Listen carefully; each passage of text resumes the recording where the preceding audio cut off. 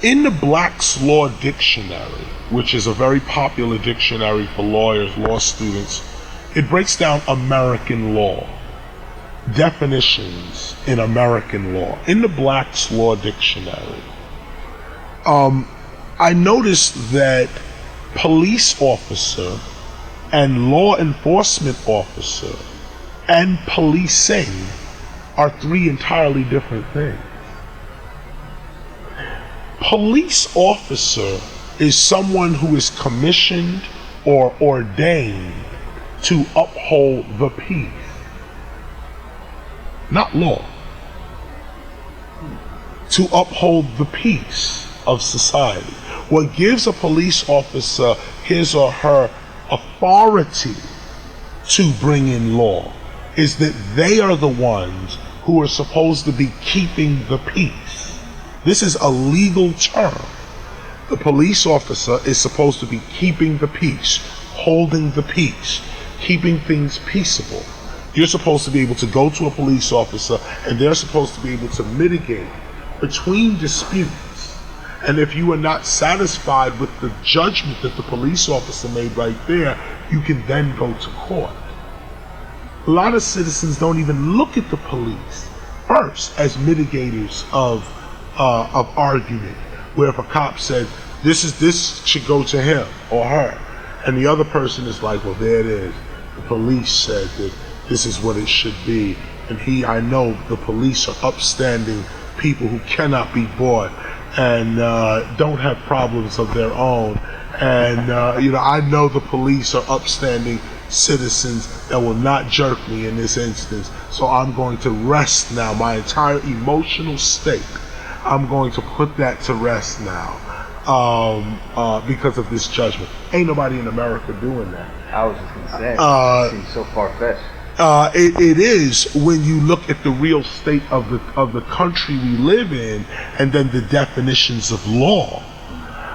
We are all so far away from what real law is. Now, I mention this one piece because there's policing and then there's law enforcement.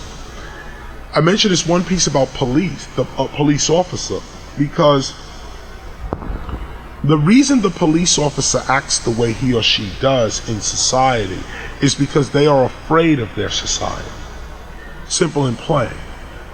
If the society would stop scaring its police, the police would calm down and you would see less aggressive behavior in society and against unarmed civilians. The police are terrified.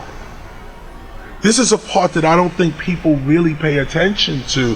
They're terrorizing, it's all on the news, the police are terrorizing your neighborhood. But that's the news, that's propaganda. In real life, it's them that are afraid. This society, you walk up on a dark tinted car, with a little smoke coming out, you might get shot, motherfucker. you might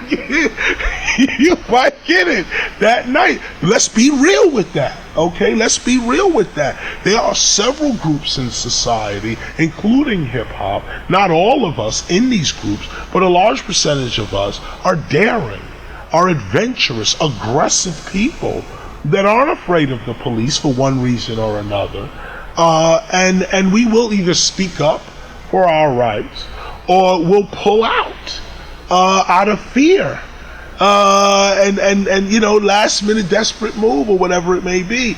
But the police also are the same way. They got their own problems. They're human beings. They watch the news. They go to movies.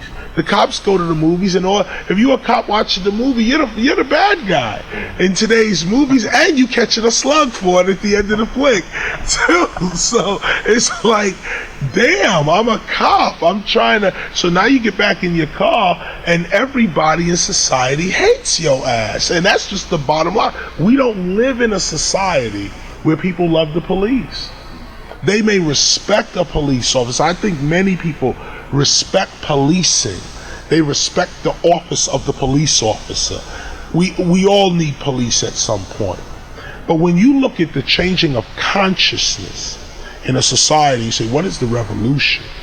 The revolution is we should stop first terrorizing our police officers. We should make a conscious decision to treat them like human beings